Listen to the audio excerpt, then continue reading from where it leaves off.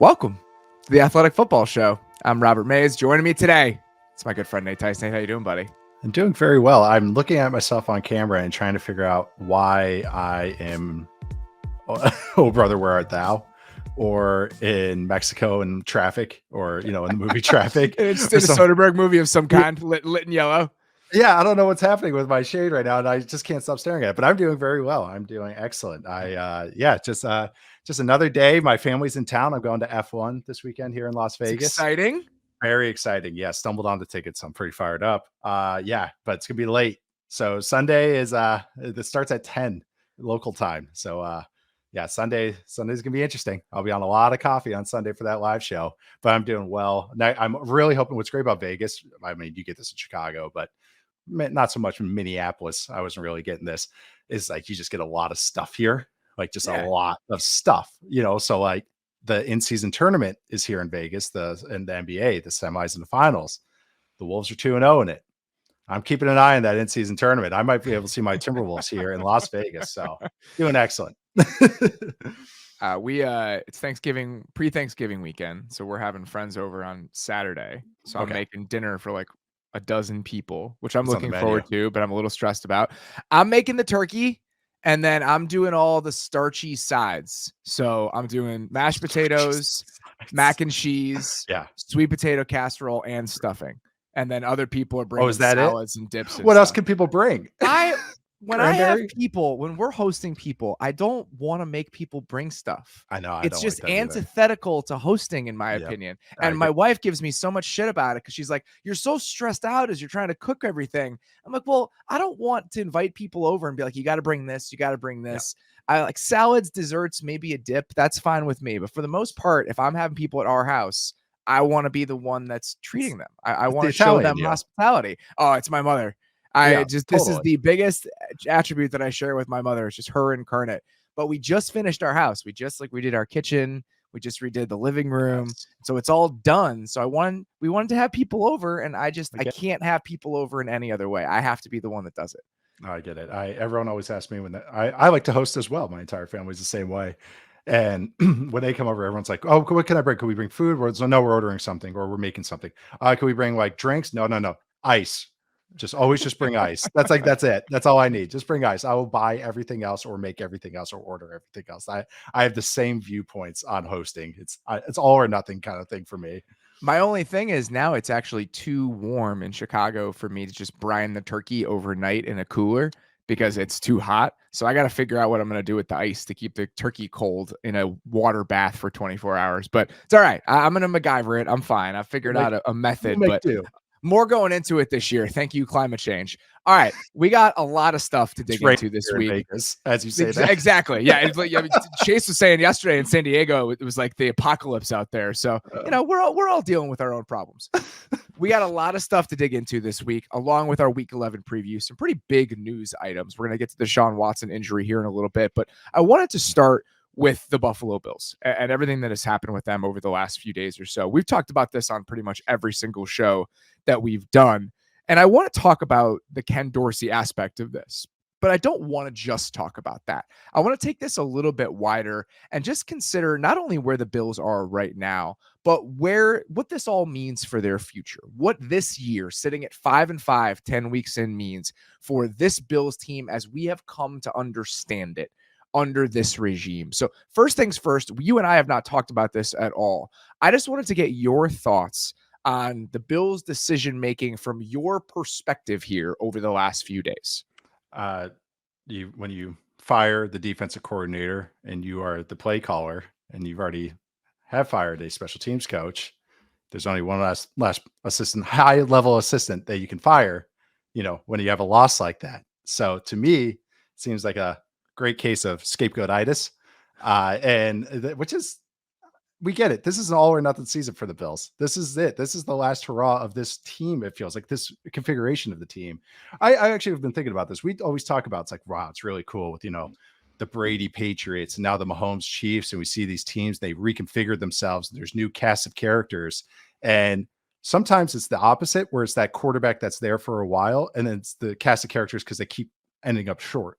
And I'm thinking like Rivers with the Chargers, a Yeah. little bit. It's like different guys. Antonio Gates was always there, it seemed like, but others were just moving around to different guys. But this Bills team, it really felt like to me that Ken Dorsey did all the things I've wanted to see from this Bills offense. And I think that it's just hard to just explain to people that, hey, turnovers suck and sometimes could be random. But that's the negatives I've seen from this team, because all the other things, the process that I've seen under Ken Dorsey has been some of the better process I thought of amongst play callers. Explain some of that. What are Yeah. some of the criticisms that you have seen over the last few days that people trying to give credence to this move that you disagree with because you feel like the process and how they've tried to seek out answers has actually been pretty sound? I think one of them is that people have said he's predictable. This offense has become very almost simple and to a fault, or that they repeat calls or anything like that, which I disagree with. And I think that why I disagree with is how people have compared it to the previous Dable offensive coordinator regime, because that was predictable and that was simple. And that's something they had to overcome, especially in 2021. And I remember vividly in 2021 what they did in the second half of that year, and specifically that Bucs game, and how they kind of they went through some things, they figured some things out to kind of get over the hump, especially with their RPOs. And that's what I just remember offhand. But I thought Dorsey took a lot of those lessons and tried to implement them and try to go, hey, we're not going to hit that rut. We're going to go under center and run the ball. We're going to run play action off of those looks and tie it together. We're going to use a little bit of different personnel, but we can heat up and go into now what I've been calling their death lineup. We can lean into that and go tempo as well. I thought all the different avenues and answers was there might be some frustrations during the season, even though there are top 5 in every freaking category you look at, is that this was to build to the playoffs. This was to build to when they play a top tier defense that's giving them a hard answer. Hey, we can do this now. We can do this now. We can do this now and do it well. So I liked the process, and I thought it was all sound. Nothing was gimmicky with this offense. I thought the run game, they found different answers there. They found a run game. They found consistency and reliability in the run game for one of the first times. It's just with Latavius Murray, and listen, with Latavius Murray, I love Latavius, but it's just with Latavius Murray as being a super efficient back, they found under center run game, shotgun run game. They would use this tackle pull play all the time. They're the only ones that do it. It works every time for them. Basically, I've only seen it really not work for them once, just offhand again.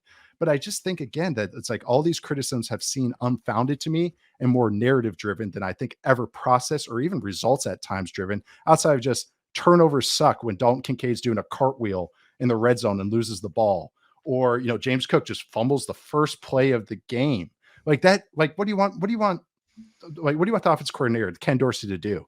Do you want him to run like Oklahoma drill? Like, what, these guys are professionals and they got to perform too. The players have to perform. And that's what I just always frustrated me, because I thought they were set up to execute, and sometimes they kind of let them down.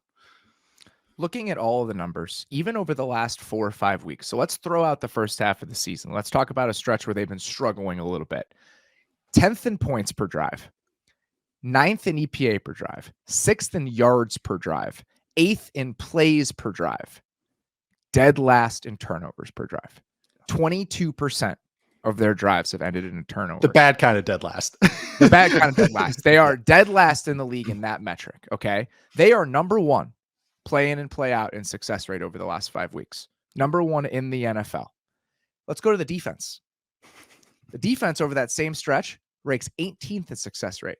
The defense ranks 30th in scores allowed per drive. They are 31st in the turnovers they create per drive.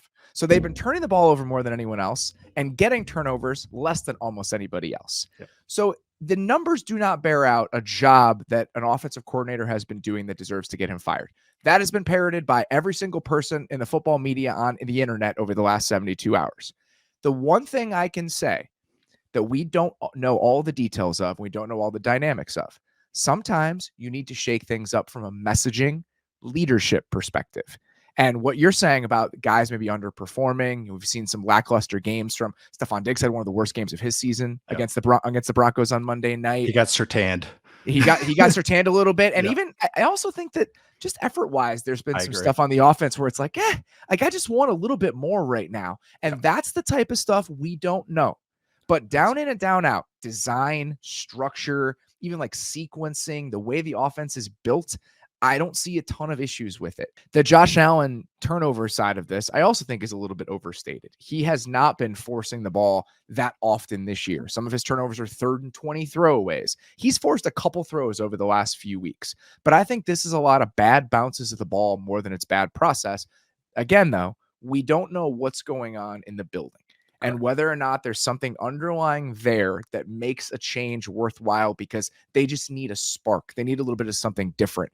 If that's the case, okay, then I understand it a little bit more. But the process and results of what's being put on the field right now in terms of the steps being taken, I don't think justify moving on from an offensive coordinator at this stage. Right. I think that's a great point about, you never know how all the interactions are. It's not only just like players and coaches, it's coaches and coaches, and it's certain players and certain coaches. Like you don't know how those communications go, players to players as well.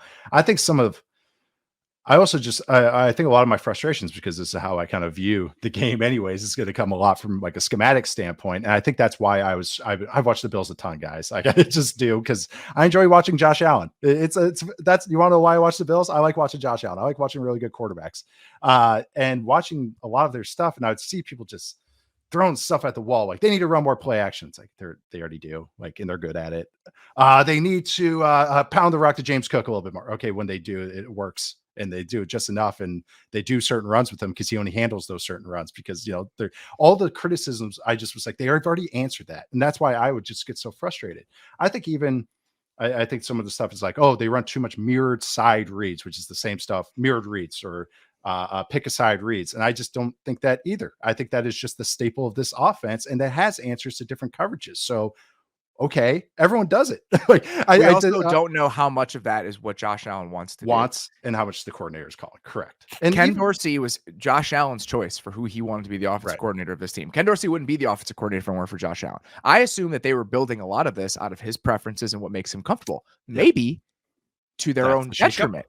And maybe that's something where they feel like they could reel him in a little bit more and try to maintain the comfort while also not giving him as much free reign within the offense. This is all speculation, because I'm trying to grasp at straws for why they feel like they need to do this outside of somebody's head just needs to roll.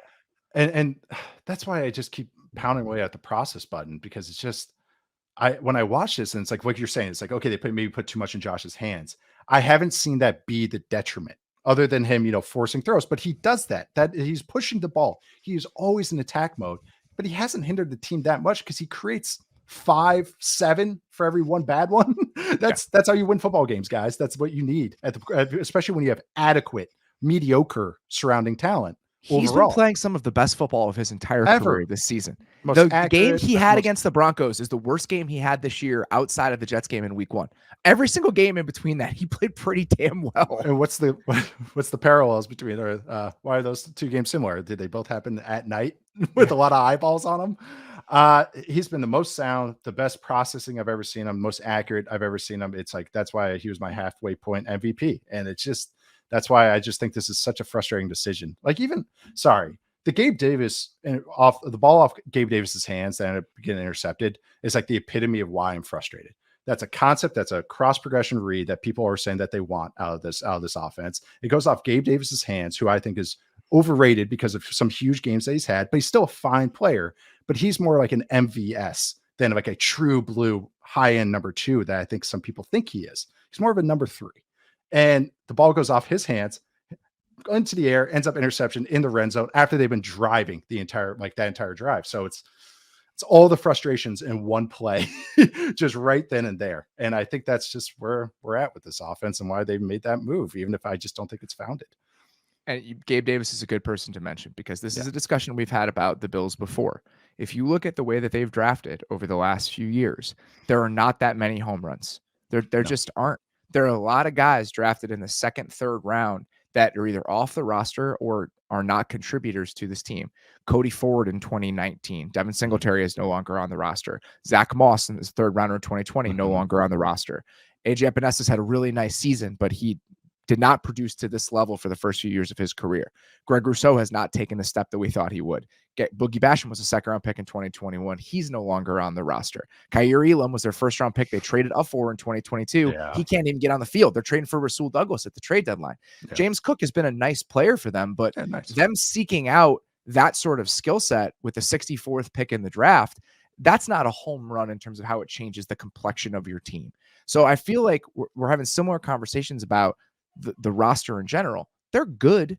Like they have a lot of solid players. They don't have a lot of obvious holes. I think the ways they've built some of this is actually pretty smart in terms of problem solving, the way they handle the interior of the offensive line this year. Yes. I get going out and getting Dalton Kincaid, even if I think some of the thinking behind it was misguided. Yep. You know, them looking at the James Cook thing and saying, we need that skill set within our offense. Let's spend a second round pick on it. Them looking at Dalton Kincaid and saying, look what we can do if we have 2 tight ends and it's kind of 11 and kind of 12. Well, teams just played nickel to it. I know. You don't have any, which we predicted. you don't have any advantages. And so I think they've become fixated with some of these solutions that haven't become solutions. And it's put more and more onto the quarterback at some of these moments. But I don't think that's the fault necessarily of the offensive coordinator. I think all this stuff kind of comes together and creates some of the barriers that we're seeing pop up for this team. I thought what you mentioned, drafting Torrance in the second round and bringing in McGovern and free agency, which we've liked this whole offseason, like that's actually doing something. That's building the engine and helping that out and helping really just get this thing going. And I thought all the other stuff is just like aesthetics. Like it's like the idea sounds better than actually in practice. I think that's right. I think a lot of the stuff they have done offensively, the idea sounds better than it does in practice. Like James Cook's a perfect example of it. Defensively, injuries have been the biggest thing. You know, this defense is playing pretty well until you have Matt Milano, Trey White, and Daquan Jones go down at the same time. Like those 3 guys were really affecting games for them. Legit all Pro Bowl players, like or better in Milano's case. The problem here is I understand you can explain away some of the defensive struggles and everything else. Like you mentioned, this version of the team, this era of the Bills is potentially coming to an end. Like that's why this is so hard to stomach. When you're sitting here at 5-5 and you have an uphill battle to make the playoffs with the difficult schedule that they have, Micah Hyde and Daquan Jones are free agents at the end of this season. They are 28th in adjusted snap adjusted age on defense, according to Barnwell. Poyer will be 33 next year. Von Miller will be 35. Trey White will be 29 and coming off an ACL. I think that there was a timeline, if this team stayed healthy, where this was one of the better versions of the Bills that we've seen. But now that they're not, and now that they've run into some of these turnover issues on offense, the season itself is going up in smoke. And that is tough if you're a Bills fan. But I think it's part of this is the fact that we expect this team to be one of the best teams in the league. And they're fighting against that perception now, where they're supposed to be all cylinders firing all the time, elite at every single level. And when you get unlucky in some areas, I think the distance between that perception and the reality leads to knee-jerk decisions like the one that we just saw. This team used to just play such complementary football, meaning they were good on both sides of the ball. And that's what helped. Even special teams, they were good at. Like, I mean, they had some great kick returns last year. It's this team was built to withstand, some of Allen's highs and lows because the defense would kind of always be consistent no matter what.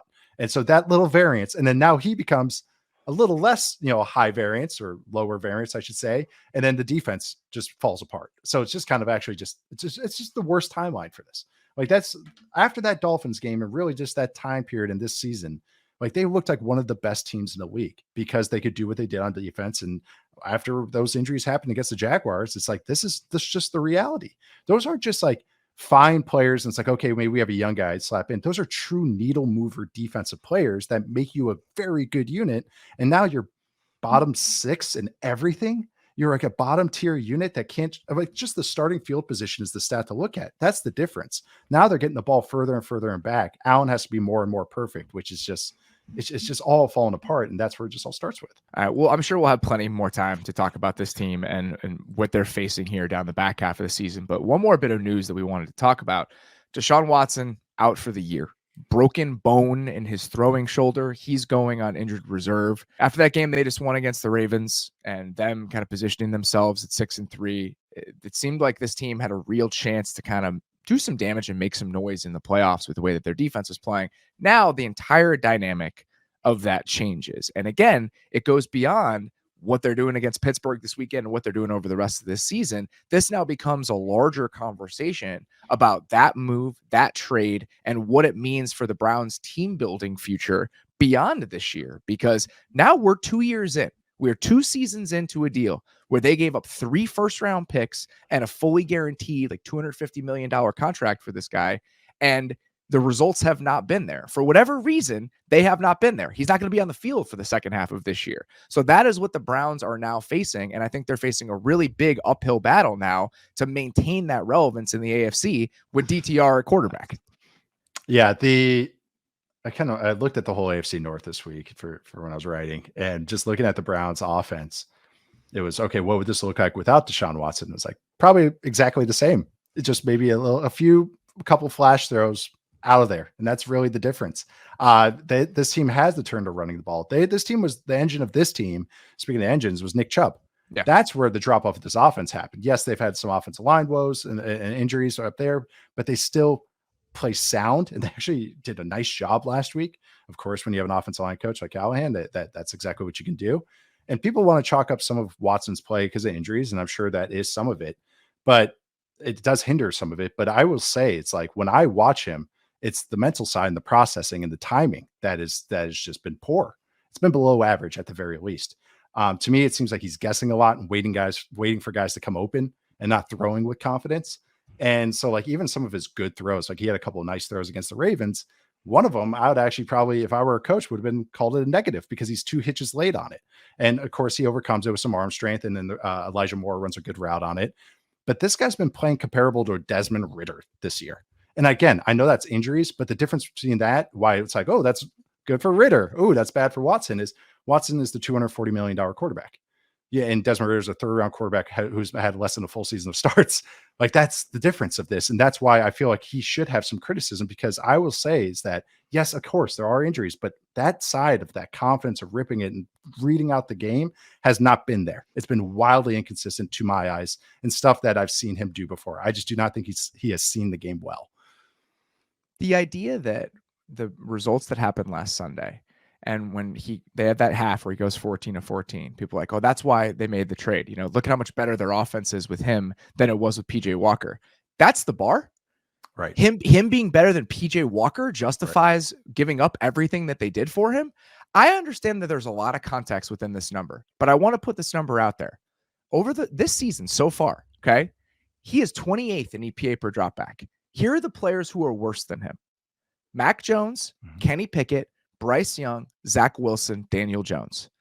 That's it. So the quarterback play over the last 2 years, whether it's because he's been off the field, last year when he was off the field, they were better. Yeah, when Jacoby Brissett was playing, they were a top 10 offense. Yeah. When he has been out there, the quarterback play has been bad. And this year, it has been bad when he's not been out there because of the quality of the backups. So now we are 2 years into them giving up all these resources, and the quarterback play has been actively bad for the most part over those 2 years. And now this season, maybe there was a path forward with him playing at an acceptable level compared to some of those other guys, and the defense playing at this level. Guess what? There are no guarantees that this defense plays anything close to this moving forward. They have caught lightning in a bottle. They are playing at a level that defenses very rarely reach, and defenses very, very rarely follow up with. You're not going to next year's performance is not going to look like this year's performance for the most part. And you have guys getting older. So you have guys like Amari Cooper, Jack Conklin, Joe Bitonio, Wyatt Teller, who will all be at least 30 next year. Nick Chubb is going to be 29 and coming off knee surgery. Like, the window for this team to really do a lot of damage, even if this is a long-term play and he's the quarterback of the future and whatever nonsense has been leaked out this week, this team was built to win right now. And now you're going to lose the rest of the season again. But I still think this, when he's not been on there, it's not like where it's like, man, you know, it's just been the huge needle mover for this team. It's like, it's the same. It's the same. This defense has given up 4.16 plays per drive this season. It's the lowest since 2000. It's like they historic type stuff that you are never going to repeat ever. Second best success rate for a defense through 10 weeks since the 2005 Bears. So second best since 2000. The only one on top of them is the 2005 Bears. That's how good this defense is. It's a true, like, have the quarterback just play like Rex Grossman type defense. Like, that is how good this defense is. And he hasn't been to Rex Grossman level. And I've given him, like, just as an on-field assessment, I'm watching him, and it's not clicking. And so it's like, when is it gonna? What'd you do all offseason? Like it's some of those hits. Why he accumulates some injuries is because he's holding on to the ball and getting into the creation mode. It's like, well, you shouldn't be doing that. You have to get rid of the ball. I don't know. It's a shame because this defense is so awesome. I should really like this team, and just the offense that could be okay because of all the run game stuff, but it's just gonna be a struggle to throw the ball. And I think that they're creative they're creative on offense. Yeah. They're creative in the ways that they try to move the ball. I have all no the qualms. screens. I think that they've done such a good job of manufacturing offense. And like you said, it just hasn't risen to that level. And that is before you even consider the price. The contract is what it is, right? Yeah. Everyone's looking at the cap hits this week. It's a $64 million cap hit for the next 3 years. They're just going to keep restructuring that thing until the time ends. So if they do it again next year and they bring down his base, which I think is something around $42 million or something, to 1 again, he's dealing with like a $25-ish million cap hit. That's very likely what they're going to do. Ownership has shown that they are willing to do that. The contract is navigatable just by moving money around and just paying the cash. But you can't get the draft picks back. Right. You gave up so much draft capital to go get him, and you're picking in the 3rd round every single year for multiple reasons. They traded back in the Elijah Moore deal. They traded back to get more picks 1 year. But the 3rd round picks that they've accumulated over the last few years, Anthony Schwartz, Perrion Winfrey, Cade York was a 4th round pick, David Bell, Jordan Elliott. You're not going to hit home runs for the most part in that range. Martin Emerson's been a fine player for them, but the needle you need to thread in order to find cheap players in the draft at those sorts of ranges is very, very thin. The whole argument is that by giving all of that up for a quarterback, he overcomes the need for that level of cost control talent in those areas of the roster. He's not played at that level. So unless your defense is playing at this historic pace, it's going to be really hard to be competitive with everything you've given up for this quarterback. So this year, I think, was an exception to what we would expect from the Browns or what we can expect from them moving forward if he continues to play at this clip. Yeah, he shouldn't be a passenger in this. He should have been the driver. Like you're saying, it's what you're saying with the 1st round pick stuff. It's like, that's what win because of. That's what these guys, that's what you're paying these guys. That's why you pay them so much, is that, hey, we're paying you the price of 3 players because that's how much you're worth to us. That's how many wins you're supposed to generate for us. So yeah, it's just all the negative all around. And again, I think the rest of this year, it's going to be just a lot of rock fights. I titled this offense this offense and defense is the defense can hold everyone under 20 and the offense is going to be a race to 20. So who gets there first? That's every single Browns game from here on out. Yeah. The move when they made it to go get him was cynical and it was gross. Yeah. Then it was an abject disaster with the way that he played over the back half of last year and at the beginning of this year. Him playing at the level he has when we've seen him on the field, maybe for the last few games, it's just a bad trade. It's just an objectively bad move now, but it still is. It's still, based on the results we have seen so far, an objectively bad move, even before you consider all of the other aspects of it. Like I said, it's just on-field stuff. I'm comparing him. He's comparable to Desmond Ridder this year, who got benched for Taylor Heineke. Like that's the level of play he's playing at. I mean that literally, statistically. And if I look at eye tests, I would say Ritter's actually reading the game better. So that is where we're at. Before the injury news came down, we were going to talk about the Steelers-Browns game as all right, who do you feel better about heading into the back half of the season? That discussion no longer seems quite as relevant, but I still want to ask you that question about the Steelers. With the way the Steelers have played over the last couple weeks, how are you currently feeling about this Steelers team as they go into what is a monstrous game against the Browns for playoff positioning? Way better. I'll say that. Start off with just that. Better than I felt a few weeks ago. I will say that makes 2 of us. Yes, a couple questions that I had. I feel like they have sound answers. One of them is have better players, which is great. That's what you do. The other, they copied a little bit of someone else's scheme, and that kind of cleans some stuff up on offense. I still feel not great about the passing game, but I will say that this formula that I think they're going to be doing, which is very Steelers-like, pound the rock and play good defense, fits. And I think they can get away with it, especially in the scrappy AFC. I think the offense or the defense, which had a high esteem, held in high esteem, is ascending right now. They're top 5 in pass defense since their bye week. They are kind of overall like a 12th-ish unit, top half unit, I'll say. And it looks that way because they're getting a good play out of Joey Porter Jr. He's been excellent. Which is a huge question mark we had for this team, was outside corner. And he's been very good. So that helps. All these rookies, young players are hitting right now. It seems like Broderick Jones at right tackle has helped out the run game. Darnell Washington has now a little bit of inline tight end because Freiermuth has been hurt, and he's helped out the run game because thank God that's what he's drafted to do. He's 280 pounds. So let's run over some people on the edge, but then also they're getting some juice out of Jalen Warren. And they're also, this run game has been, I was going to say, it's like Quentin Tarantino. Is it an homage? Is it cribbed from, stolen? Stolen, I'll say, from the Rams. And with they got their butts kicked on the ground by the Rams and the 49ers. And I'm sure Mike Tomlin, the coaches, went, "Hey, Matt Canada, copy this," because they're using Allen Robinson like on the Zorro runs. I brought this up on the Sunday show, but they're using him like a tight end, but they're also using him like how the Rams use Puka Nacua. Yeah. They have him in motion and then inserting inside. That's just straight up Ram stuff that the Rams were running against the Steelers. And they're like, "Oh, that's nice." Yoink. And it's helping. Like modern run game helped out this offense. So I'm way more encouraged. I think the run game has sustainability, better players, a little bit better scheme. The pass game's a whole nother thing, but I feel so much better about this team than I did a couple weeks ago.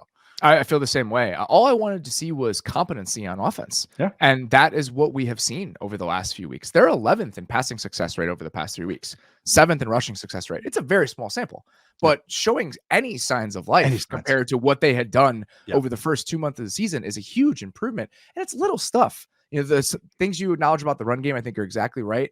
I love that there's just a tiny bit more movement and play action. Just get him outside of the pocket. Just have it be a little bit less static. Yeah, it's not a ton, but they were near the bottom of the league, and now they're right in the middle of the pack over the last few weeks. And it's just little tiny upticks in this stuff. So the offense, I feel like, has found some competency that if they can maintain that, the defense has a chance to be really, really good. Joey Porter Jr. has really given them something. And what is so fun to watch is that they've leaned into a different style since he has come into the starting lineup. Over the past 5 weeks, they're playing man on 31% of early downs. Over the first 5 weeks, it was 18%. So they're starting to play a ton more and be more aggressive because that's how he likes to play. I've been really impressed with we always knew I think he could muscle people outside the numbers, but his movement skills when having to stick with people, I've been very impressed with. I liked him because I thought I love kind of more physical corners like a Carlton Davis or something like that. And when I watched him, I was like, okay, he might not be able to recover. Like that's right. And he's recovering. Like he's turning and running was faster. I thought maybe some smaller, speedier receivers might give him issues if he misses. It's like, but no, he's holding right with them. He ran down Travis Etienne. He was. This is such a weird observation, but he looks smaller than like 6'2" when I watch him play because the movement skills are so good. I completely agree with that. It's so weird. When I was watching him, I was like, is that him? Like it'd be just because he's moving so well in space, way more fluid, that I was just like, oh, that's surprising. But I think he's given them a lot. It's allowed them to be a little bit more flexible on the back end. I will say they need Minka back in such a bad way. So bad. Such a bad way. Because they can just get knifed over the middle. Yes. That's it. The Packers were just ripping them. And so if he comes back and now you have Joey Porter Jr. as a full-time player on the outside, you figure out what the slot looks like. Chandon Sullivan hasn't been great. Is that Patrick Peterson's role full-time though? When they're still figuring that out, I think. So I think if that gets settled, we know what the pass rush is. I think the defense has a chance to be good. And I think the offense, getting Deontay Johnson back has been really nice. Has a path. Yes, there is absolutely a path. So I think that both this Sunday against the Steelers or against the Browns and moving forward, I feel considerably better about this team than I did a month ago. I totally agree. The make of things though, like you just mentioned, the man, what they were doing against the Rams, because they're starting to trust Joey Porter Jr. was, okay, now we're going to do robber with Fitzpatrick. And it's like, it's great. It's like, so once he comes back, like baby, they got a stew going. And Keanu Benton is a monster.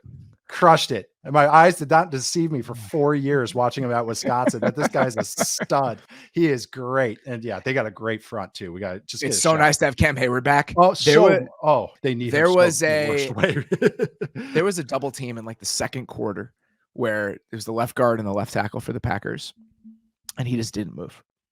He just stood there with his 2 feet in the exact same spot as they tried to push him off the ball. And I was like, oh man, we're back, baby. Yeah. Like it is so nice to have him back, and they get Minka back. And I do think that they become a pretty interesting team. So just something to keep an eye on. I love it. Definitely, in my mind, heading in the opposite direction of where this is how I felt about them in August. I was back. Like if I just give me the Men in Black neuralizer, whatever it is, flash me and don't remember the September and October. This is how I felt about the Steelers the last 2 weeks and now. I think the Browns defense is going to continue to keep them in games, but it is going to be frustrating on offense the same way that it has been. I think for the most total of in this game is like 36 or like 34 or something. Great. Like that. Great. Yeah. It's going to be really fun to watch. All right, let's get to some more week 11 action here. It is time for our game of the week. Chiefs and Eagles, Super Bowl rematch. Two of the best teams in the NFL. On Monday Night Football, we are not going to do a Thursday recap next week because it's Thanksgiving. We are going to recap this game live on YouTube after it ends on Monday night. So please come back and check that out. First thing I wanted to ask you about this game. How are these teams different in your mind than they were when we played the Super Bowl last year? The Chiefs defense was ascending in last year's Super Bowl, I would say. And I would say this year they have arrived. And I would say that Spagnuolo is back in his real self, his real kind of like, would that be his id? Like that's he's back there. He's not ego or super ego. It's back to the id. And I would say that usually comes with negative connotations, but I know we'll let it slide. No, but it's good. I'm using a good here. But no, that's funny actually. Like freshman year psych class just went like right back into my head. But I would say the Eagles side would just be, well, shoot. Oh no, Dallas Goedert's not playing. That'd be one giant hole right there.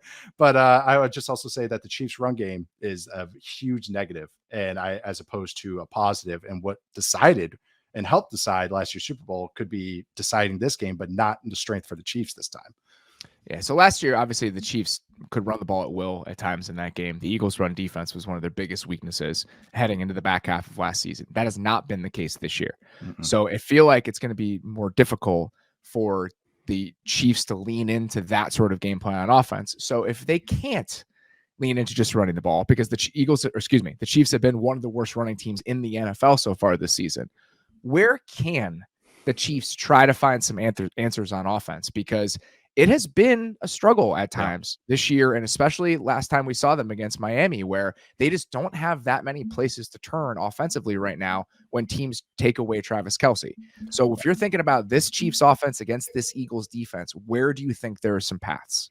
It's always, and this is just a continuation when the Cowboys-Eagles game is attacking over the middle, which is throwing the ball over the middle, I should say. And really, actually, some of the stuff that the Cowboys use CD Lamb on is the same stuff that the Chiefs use Travis Kelce on, which is kind of fun. A lot of the shake routes and juke routes and read routes and everything over the middle. So I think first and foremost that is. But if the Eagles had a bye along with the Chiefs, it's always the Andy Reid post-bye week stuff. So we might see some wrinkles. But it's the Eagles are going to use some of that Dolphins tape and use some of the stuff the Dolphins were doing with as far as doubles, which seems obvious, but as far as the same system and same structure that can make sense and have better kind of like, it's easier to see it than just in theory. And it's a real thing. Like, I mean, that's a very real thing. It's much easier to actually see teams doing it. So I would think some other teams are going to have to win, or other players are going to have to win against man.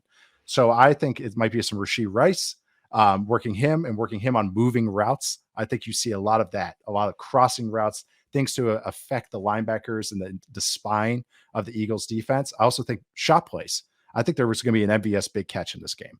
I think some heavy play action going over that because you want to affect that Eagles safety tandem and make them communicate, make them make a mistake. I think those are the ways that you attack it right down the spine, but players need to step up. Again, it's theory or exactly what they do. So I'm curious what the Chiefs lean into post-bye and what they decide is like their best avenue as well. It feels like the Chiefs have been experimenting even more than usual over the first half of this season. And this was the biggest question for them coming into last year. I remember talking to people there and be like, all right, what do you have to consider without Tyreek Hill? And the thought is, okay, well, it's going to be who's best on this route and how do we construct the passing game as we figure out the strengths of the players that we have. And I think this has been an even more extended experiment because, Kadarius Toney's been hurt. Rashee Rice is a rookie. They had more ready-made guys last year. And I know that we don't think of that as a strength, but at least we know what Juju was coming into that season. So I feel like the feeling out process has been much more extended. Now we're post-bye. So I feel like some of the answers we want and some hints about what the passing game is going to look like and what the roles are going to look like, I wouldn't be surprised if this is the week where it really started to crystallize. And I'm very curious what it ends up looking like. Yeah. You're trying to read between between the lines. Okay, they like that. Okay, are they trying not to lean into it too much? Like they're truly rotating their receivers based on plays. It's interesting. Not a lot of NFL teams do that. They look at the Bengals. Chase, Higgins, Boyd, you guys are out there every freaking snap. Let's go.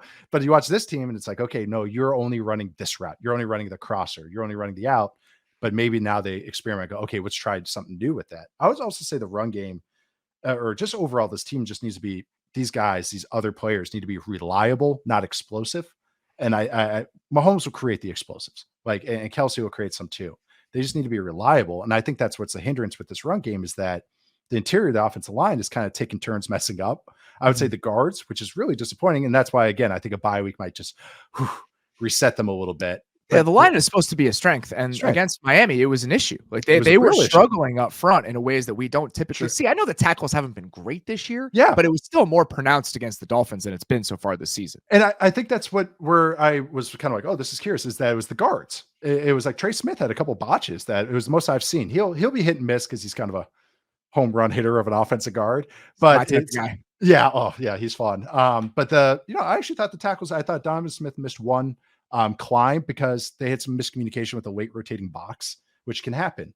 But I think they'll be better. But I also just think Pacheco's vision has kind of been a hindrance. They just need to be on time and on schedule in the run game. Again, reliable. So that's another thing that I'm just kind of like, they need to figure it out. They're trying to ask Kelsey to do some things. I don't know if he asked to, but it felt like in the Dolphins game, it was kind of like, he was like, I want to block, because they asked him like to block more than I've ever seen him block.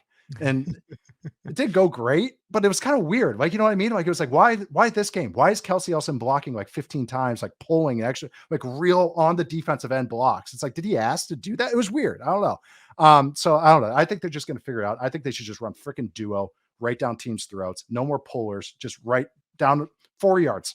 Boom. Be like the Bengals. 4 yards. Fine. Everyone's happy. 2nd and 6, throw the ball again. So I think that's what they should lean into. I'm not going to tell Andy Reid what to do, but I don't know. That's how I see it. It was the Dolphins game was so interesting on so many levels. All the twists that gave them trouble, and then the double stuff everywhere. It was when they were playing man coverage, they were doubling him, and they were playing zone, they were bracketing him. And there were not a lot of other avenues to find guys that were open. And a couple of the biggest plays that they hit in that game was a leak play on the first drive to MVS. So schemed shots to somebody that's not Travis Kelce. Yeah, I think it was the first play of the game. And then they hit Noah Gray on the corner route. So plays where there was either intentional deception in the construction of the play, or they were using Travis Kelce as a decoy first and foremost. Look at me. Some of their most explosive plays. Yeah, it's like, here, look at me. I'm over here. Yeah. And that's fine. But it just feels like figuring out where those answers are. This is still a process for this offense. I'm curious where they land post-bye against this Eagles defense. On the other side of the ball, I think the Super Bowl is a little bit more applicable. We have the same general offensive staff on the Eagles side, and we have the same Steve Spagnuolo being the defensive coordinator. And the plan that they had and some of the results in that game are pretty interesting, because the Chiefs played a ton of man coverage, especially on third down. It's like 60% of their third down snaps. The Eagles have been very, very good against single high coverages in the Super Bowl and so far this year. In that game, Jalen Hurts was 14 of 17 for 155 yards and like a 0.7 EPA against single high coverages. They was just shredding them outside the numbers. And that's just not the way the Chiefs have played this year. They haven't given teams a lot of opportunities either in man or in some of those looks, because they played that quarter shell and they've been able to defend the run out of it. They've been able to do everything out of it. So I think there will be fewer answers to the test before the play starts for Jalen Hurts in this game. And I'm curious how that unfolds. Yep. That's it right there. It's how the post-snap looks are so much fun with the Chiefs, because you brought up great, but it's just more, not even just the blitzing ninja. It's the coverage ninja, because it's everything just comes out, like everything just based off that, where it's really hard, because it's like, okay, you have a press corner. Well, they press that corner every single time to the boundary. So who cares? Now he's blitzing. Okay. Now they have this dime look. Okay. They run the same exact look every time. Well, now they're blitzing out of that. Actually, no, it's a simulated pressure where they're dropping to the field. But it all looks, okay, now the next one. Okay, yep, that's quarters. That's quarters all the way. Okay, now it's cover 2. And all looks the same. And I know that's like, why doesn't every defense do it? These DBs are awesome. The Chiefs DBs are one of the most fun units in the entire NFL, and their versatility to rotate in and out of looks is just awesome. But that's where I'm glad you brought up the man stuff, the man coverage stuff, because I remember last year's Super Bowl, because it happened right at us, was when we were in the end zone. was that the Eagles started spamming all the QB runs with Hurts. It would go Yes. empty, and it actually led to the fumble. It was two of the best plays they had in the game were those empty quarterback draws, and then the fumble worst. that was a backbreaker that may have lost them the game. Mixed bag. And it was because they were in man, and they would just be 5-man boxes. So it was like as soon as Bolton would get pinned, it was gone, wide open. So now they don't do that. That was the easy button for the Eagles to spam in that game. So you take that card away. Another one is, okay, Jalen Hurts knows we're in this coverage because we don't disguise as much. Now we disguise. It's going to be a really fun test to see Hurts's growth, because I do think there's some he's doing some nice things throwing the ball right now. Like he wrote, like, it's not all perfect, but there's some identifications of coverages that the Cowboys were throwing at him that I actually thought he did a nice job, where I was like, okay, now we're going to go against this Chiefs team and Spags. So let's see how he kind of answers to that, which I think is a great test. But man, these Chiefs DBs, ton of fun. Just the other flexibility aspects of the defense. We talked about this a little bit before the show, but the way they're using Leo Chanel in some of these situations where it allows them to defend the run a little bit more because they can play with different surfaces and be a little bit more flexible. So just the different directions they can go in the same personnel groupings, or just like with one piece switched out. I want to talk about the Chanel thing and again, some of the unpredictability that can come with it, and some of the ways that he kind of exemplifies how many different directions this Chiefs defense can go this year. Oh yeah. Chanel, Reed, and like actually even just Carl Loftus, like how they just move all these guys around. Some of the blitzes from some of the coverage snaps from Carl Loftus in the Miami game were some of the best things that they did, where they're dropping him off the line of scrimmage. He had one where he was like 25 yards back. It was actually pretty funny to watch. Their rookie number 27, Connor. He using him as well, but using these guys when you have a lot of guys that are versatile, by the way, DB, another one. All of them. Oh yeah, I tweeted the one. I finally remembered which play it was. It was Scott. He was going in the Dolphins game, but is that when you have all these guys, and the Ravens do this as well, but when you can do all these disguise and show it quarters, and then rotate the cover too, and you have a nickel that can play like a deep half, that helps. But also like a guy like Chanel is they will play a 4-3 personnel, but run a 3-4 front. Yes. And that sounds, again, but it's just a little twist of technique and everything. But how they're playing is they're giving these 5-man surfaces. They're taking away zone runs from teams. They're saying you can't get these doubles that you want. So what the counter has been, if you watch the Dolphins, you watch any of these teams, you watch the 49ers, any team that leans into zone, was we'll run pin pull. We'll have a receiver or tight end crack down on your D end and we'll pull around. Not on Chanel. You don't have Braxton Berrios trying to block Chanel. He is just a thumper. And so it's kind of almost Patriots like, where it's like it's very, very good comparison. These big bodies. No, you're not. You want this undersized tight end blocking him? Nope. He's just going to wham him. And now you can't get to the outside. So it's making the run game, which has usually been a hindrance for Spags defenses. He's taking away one of those options. You want to get in base heavy personnel? We're going to get in base heavy personnel as well. And now you can't run on us. So yeah, they little twists with this personnel. It's been really fun. Two guys that were excellent in the Super Bowl that I think we will notice their absence potentially in this game: Nick Bolton and Dallas Goedert, both of whom are not playing. Bolton was phenomenal in the Super Bowl beyond the touchdown. Like it's a star performance. The scrape exchange stuff they were doing against the quarterback runs that were not draws. We're starting to see teams around the league really lean into that well against the Eagles. Their quarterback run game has not been nearly as effective this year as it was last year. And I think the Chiefs kind of showed us what that looks like in practice in that Super Bowl. And then beyond, on the other side, Dallas Goedert was incredible in that game.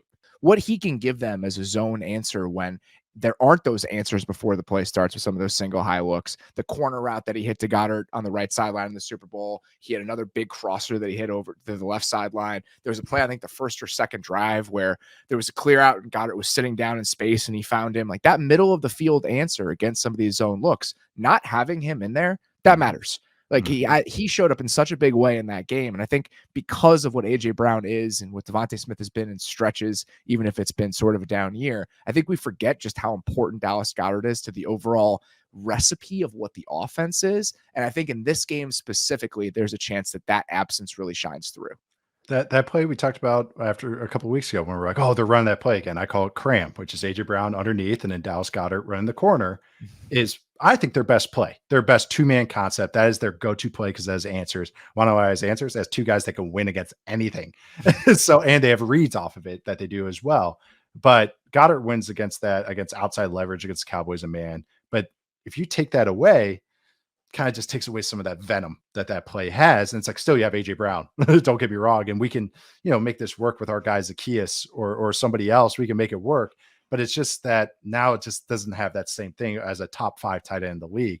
Also, the other thing I'm interested in this game is like how the Eagles, like Stoutland versus Spags is going to be very interesting, the offensive line coach for the Eagles, but how the Eagles trust their running backs. That's been a thing in protection for the last couple of years. So now, do you trust these guys to really sort stuff out against a defense that's going to throw everything at you and really test it and really poke you and try and figure that out? So that's something else I'm watching as well. The other thing I wanted to mention before we moved on, just looking back at that game in the Super Bowl, but also the way he's played this season, Jalen Hurts was really good last year. The amount of high-level throws he has had this season, it's been pretty ridiculous. Mm-hmm. Like he has had some eye-popping like highlight throws this year. Like if you look at big time throw rate, all that kind of stuff, the numbers align with what we've seen from him so far this year. So that's just one slight difference between what this Eagles passing game has looked like, even compared to last year, is like the splash plays, I think have been even more impressive from both him and the receivers than they even were last year when they were dunking on people. Yeah, I actually, it's funny you say dunking on people. I was going to say, I think my NBA comparison for Jalen Hurts is Sean Kemp. I think I just figured it, like that's what it is. All he does is just dunk on people and point at them. Like that is his offense. It's go balls, deep balls, and running over people. Also, one quick rant. Zacchaeus, whatever it is. NFL teams will trade day 2 picks for Chase Claypool rather than just pay a guy who is loads better, loads more efficient, loads better at all the things that people pay Chase Claypool and trade for to do. And they pay him $1 million and he's a better player. Just scout a little bit. And like the Eagles, I got to commend their staff and Howie Roseman with their pro scouting staff. Like they find these guys because they actually put in the work. They actually like look at stats and they watch these guys and go, hey, only good things happen when we throw this guy the ball. And guess what? It's still happening. So just want to go a quick little rant about laziness and pro scouting staffs. If you look at some numbers from last year, okay, EPA per target, Dallas Goedert was number 1 in the league among players with 50 targets. He was number 1. Zacchaeus was 21st. He was 21st in the NFL, just behind Terry McLaurin. And so when he was thrown, and some of that is attention and everything. A lot of context that goes into usage, that all that. Yeah. Yeah. Like, I mean, so you got guys like secondary receivers for the Lions are also up there, but he was a guy that when he was throwing the ball last season was pretty effective. Only good plays. I know. Yeah. And it was one of those where I looked at I saw all those numbers. I was like, who is this guy? I'm going to watch it. Okay. And then watch him with the Falcons. I'm like, yeah, every time he gets the ball, it's like a first down. It's like, he doesn't have, I don't think he had a drop ball last year either. Like, he was like, yeah, I don't know. Just watch it. Just pay a little bit of attention. You get these guys for $1 million. He'll play 20 snaps for you. It's great. All right. We go from 2 teams that are playing at a pretty high level and are clear contenders to a team that has been frustrating right now over the last couple of weeks. And that is the Jacksonville Jaguars. We wanted to go under the hood on the Jags offense and what is ailing the Jaguars at this stage. And obviously the 49ers game was kind of a low point for them offensively, but there have been some things that have crept up even before that game started. So when you went back and studied the Jags offense, what do you think is the number 1 issue that is plaguing them right now? I would say inconsistencies in a run game is one thing, but I don't know if that's a bug or a feature of this offense. And I think what they lean into, I would say the thing that I didn't realize would be such a domino effect on this offense would be the loss of Zay Jones and his injury and exposing how fragile the personnel is on this passing game. They don't have a Z now. And usually it's like, oh, whatever, you just lean into the other guys. But how this offense works, and it's way more truly progression and scheme based, meaning it's truly 1 to 2 to 3, as opposed to matchup based. I think that is now a hindrance when not all the guys are valuable. So you don't have a Z. Evan Ingram can only be used in a certain way, usually on the move underneath. Christian Kirk has to be used in the slot. He is a true slot only guy. He is a negative player on the outside. So Calvin Ridley has to work off of that. And then now you have Jamal Agnew out there. And now you have other tight ends that if you want, okay, you don't have that bruising tight end that could be a positive player as well. So, okay, if I want to call a play, let's put Ingram with Ridley on the same side. Great. Now you have Ingram on a route that's static or underneath, that's not on the move, or Ridley is, because if you want to create a high low. Okay, the other side is Christian Kirk, who has to be in the slot now because he's a slot only guy. And the next receiver has to be on the outside. So that's Jamal Agnew. So you see just the trickle down effect that this offense that tries to be very much a lot of crossing routes, a lot of mesh, a lot of stuff that works off each other, 1 to 2 to 3. All the guys are live as opposed to, hey, a guy like Calvin Ridley might be our best one-on-one guy. Let's just spam him for 15, 20 targets. And I know I'm exaggerating it a little bit, but I think that would help this offense get their easy buttons by just focusing on the matchups they do have, as opposed to maybe the schematic answer that they do have. You mentioned the rushing success. I mean, they've been one of the worst rushing teams in the NFL in terms of success rate. That's been a consistent issue for them. And one of the things that really creeps up is that they just haven't been able to push the ball downfield at all. And I don't know what the real reason for that is. I think it's twofold. One, I think they're concerned with the pass protection. I think that is something that has been at front of mind for them this year with a rookie right tackle and with some moving pieces on the interior. And obviously they were out without Cam Robinson for the first few games of the season. So if you look at some of the numbers, they are 25th in the percentage of their throws that go 10 plus yards in the air. They are 26th in air yards per attempt. And I think one of the issues that's come along with that is that now teams are just squatting on stuff. Like it feels so condensed because teams know they're not trying to push the ball downfield. Even if you look at the way the teams are playing Calvin Ridley when he's lined up to the outside, he's getting a ton of press coverage. It just all feels very condensed. And so you combine that with a quarterback who I think is feeling a little bit uneasy in the pocket, even with that tendency to get rid of the ball quickly. And it reminds me a little bit, just some of those issues kind of combining, of watching last year's Chargers team, where the quarterback is trying to get rid of the ball fast. He's trying to mitigate some of the pass protection issues, but that just makes the offense feel even more condensed and tight. And so it all starts just to cascade and lead to the type of performance that we saw last week against the Niners. And that's my issue, is that if that's going to be the case where it all gets tighter and tighter and tighter, I don't know where the solutions are if you're not trying to push the ball. And if you can't feel like you can hold up, is it harder to push the ball? And that's what it feels to me, that they got to it in the second half against the 49ers, but it was those shot plays and pushing the ball, but it was like too little too late. It was 20-3 at that point. And that's what's like, okay, try that in the first half. I think being that hyper aware of like, oh, our offensive line can't hold up, especially against the 49ers. I don't know. I watched some of these other teams. I watched the Texans early in this year doing some stuff, drawing up some shot plays and creating and be able to wad it up and move the pocket. That's what I want to see, is that let's scheme up some shot plays. Yes. Let's move the pocket. Play action. And the movement with that element of it, where you're trying to create those shot plays in the way that a team like the Texans does, or some of these other teams, that is one element that I'd like to see. I want to see more movement, period. I want to see more motion. I want to see more stacks and bunches. I just want to see the offense be a little bit less static even before the snap, because I feel like they're just letting Calvin Ridley go out there and play X and run a bunch of go routes and hitches.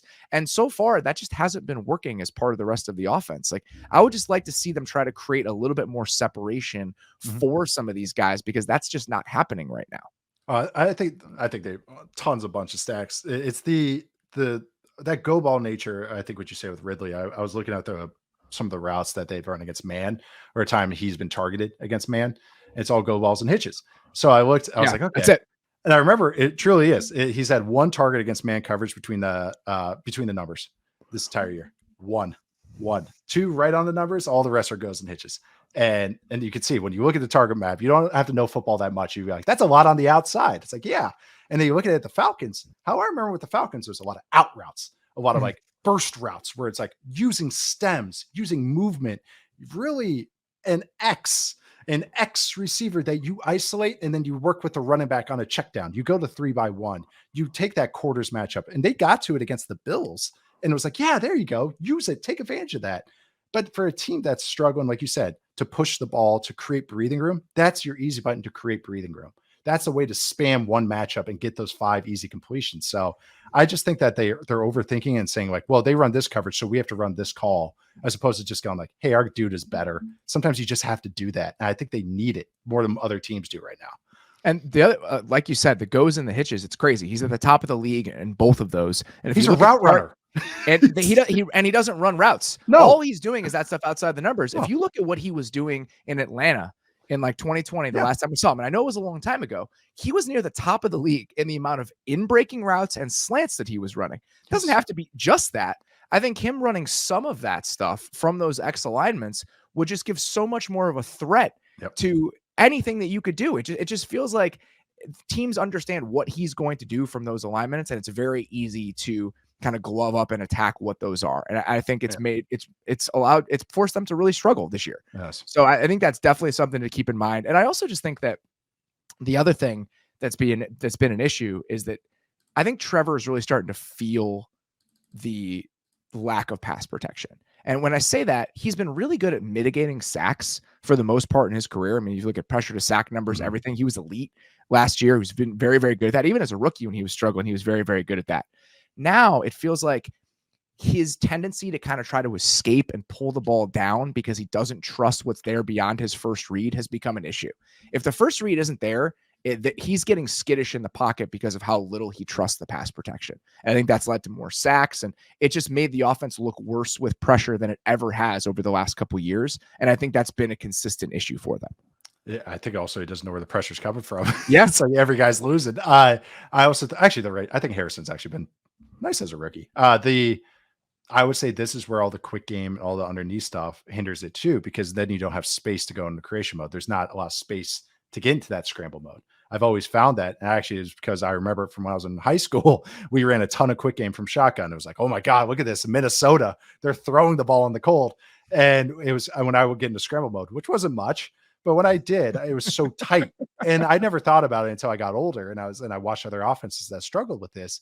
Is you don't have that space. Usually the best scrambles are on play action because everything's so down the field and there's all this space underneath. So that even creates more space, at least room, just to, assess the situation and get into that mode. When you're a quick game is you got to be right. You got to be right. And if you're not, then you go into scramble mode, but you don't want to live that way because that's just, guys are cutting, guys are underneath, guys are clamped down. There's 3 guys with eyes on you as you're trying to scramble. So again, the creation gets hindered as you attack shorter. So I think that's exactly right, because in quick game, if the first option isn't there, it just disintegrates, and tight. that's what we've seen from the offensive line recently. has quick game sets. 1-2, like ball out. They think the ball's out, so they're not like holding up in a deep pocket to like let you work. And so yeah, I think it's just all you can see how it's all tying together and why it's feeling this way and tight and all this. And I do think that they have enough to be a quality unit. But it's just kind of like, wow, it's kind of crazy how the trickle down is happening and it's affecting so many areas. One of the other things, and this is a very, very small detail, but I think it's noticeable when you watch them. They really miss a guy like Chris Manhertz with his skill set. Their tight ends that they're trotting out there right now are zeros in the run game, and it's really hurt them. Their inability to find something and at that position and then all the way across the line, they just have not blocked very well in the running game. And that's combined with kind of the boom bust feel to the way that ETN plays. And I think that's kind of led to the way their running game feels right now. Huge sliding door moment that Dane and I think mentioned this during our draft show, is when they took Brent Strange. It was like, why Strange and not like a guy like Tucker Kraft from South Dakota State? And look how the Packers are using Tucker Kraft. Spoilers. Is that, hey, blocking inline tight end that can get it done against defensive ends, along with some plus receiving ability. And it's just another kind of moment where it's like, oh, just missed it again on your personnel to just help yourselves out. You guys put a hat on a hat. And it was Strange and Ingram. I never understood why they did that. So yeah, it's frustrating. We just talked about Darnell Washington. Like Darnell Washington. If they wanted to bring in just some sort of physical force, exactly. Yeah. And it's what Chris Manhertz was for them. They really missed that. And I don't think a blocking tight end is the biggest issue this offense is running into, but it's just one more thing that they had last year that they do not have right now. You're just taking another tool out of the box. That's all that's doing. Yeah, I would just like to see them be a little bit more dynamic in how they're creating separation for some of these guys. Like asking Calvin Ridley just to win outside the numbers every single play, and that's his game, just doesn't feel like the right deployment of him. Even if that's what you brought him in to do, and we talked about that. Could he just be that outside the numbers dominant force within this offense? The answer seems to be no. Like it's just not what he is right now, and that's fine. Yeah. So if you concede that and you say, all right, let's get guys on the move a little bit more and let's try to have him off the line of scrimmage a little bit more often. That's difficult because of the way you need to use Christian Kirk, but it does feel like there are other pathways to just sticking him outside the numbers and saying, I just need you to win on a hitch or a go. And that right now, that's the way the offense feels. Use him like a route runner. Not Mike Williams. Like that. That's kind of the difference. Last thing here, this is something that we're going to start doing over the back half of the season. Some of these teams that are out of the playoff race, but we don't want to just totally forget about. And we're calling this waiting for next year. And we're going to start with the Green Bay Packers, who have 3 wins right now. They're outside looking in on the playoff picture, but there's so much stuff to consider with where this team is going to be starting next season. And I think it begins with the quarterback and what his future ultimately looks like.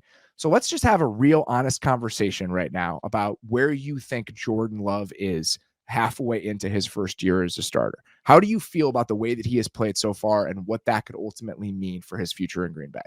I think it helps that I'm coming off probably his best game Yes. against the Steelers, so that does help. I do think the signs I am seeing are worth giving more lane to try and work out, because not only does he have traits and throwing the ball and obviously the physical stuff and all that, I think mentally he's seeing the game very well. I will say that as far as processing and everything, like the Steelers aren't an easy matchup. Like they do some stuff, they mess with you. And there's only maybe once where I thought he went to a place with the ball that he shouldn't have. I think sometimes his pocket movement can be like he's on the moon, like it looks more Neil Armstrong than Tom Brady, and that he feels more very just bouncy, and that can exaggerate some things. But the thing is, he has the arm talent and arm angles, sometimes a little too much so. Like he is definitely trying to take the title belt from Matthew Stafford for trick shots only. And he really is. And then he gets away with them because, again, he has talent, but I think he almost can make it easier on himself. I've seen flashes in some games. There hasn't been consistency. This team is so young. And I was excited about a lot of it, but it's a reminder. It is hard to build off first and second year players only and not have a ton of vets you can lean on. I do think Love, though, has had signs in the seeing the game that I'm like, hey, I would keep working with this and give him more leeway, and contract wise, it makes sense as well.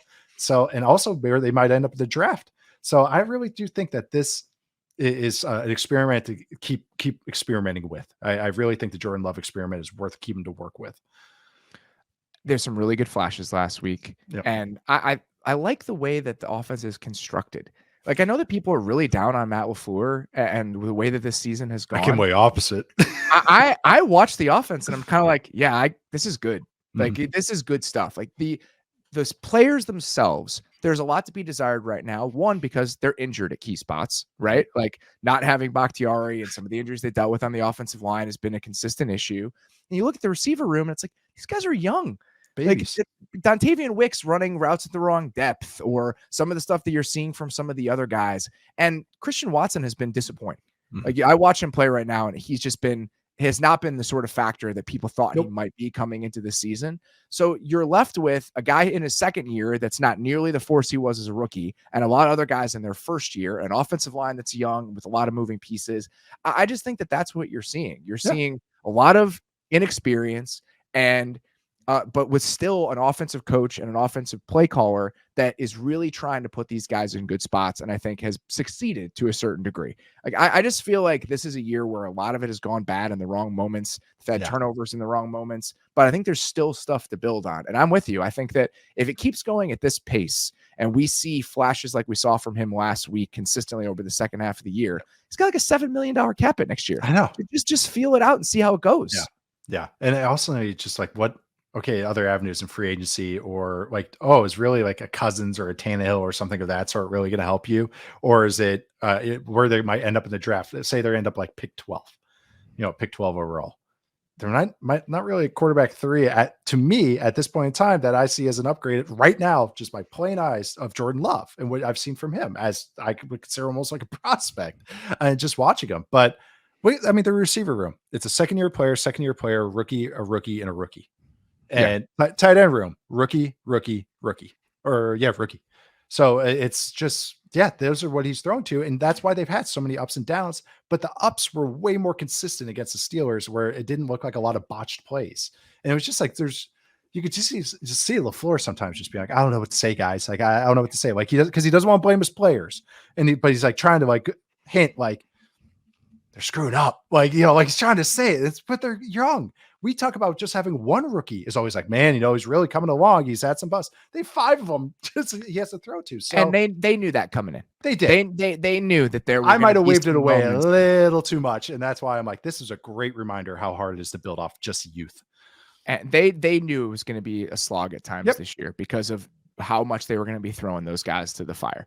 Like excited as you might be about Luke Musgrave and what his skill set could bring over the long end. run, it's a rookie tight end that really wasn't asked to do as much of this kind of stuff at Oregon State. Like, he was their number one receiver during his last year there. That's what he was. So asking him to be an inline tight end and everything that comes along with that, I think it's important to remember how much of an outlier Sam Laporta is in the data set of rookie tight ends and what they typically look like. They like, even with Kincaid and Laporta, they're like, hey, you're basically a receiver only. And then, okay, now we're going to use you as a blocker. With Musgrave, they're like, you got it all. Run down the field on a shot play, run a choice route. Okay, now you're blocking a D end. Like, it was, that's what they asked him to do. He was had to block Byron Young, like one-on-one, like time over time. But they're trying to get more growth and quicker growth and more substantial growth over time, because they're just asking him to do real things. So I understand why it's just going to look uneven. Yeah, I still have optimism about what, even if the Jordan Love thing doesn't work out, I think that the environment, the offensive environment created by Matt LaFleur and what in this offense specifically, I still feel optimistic about in the long term, even if this year has been a little bit underwhelming. So I think that rolling with the core you have offensively into next year makes a lot of sense.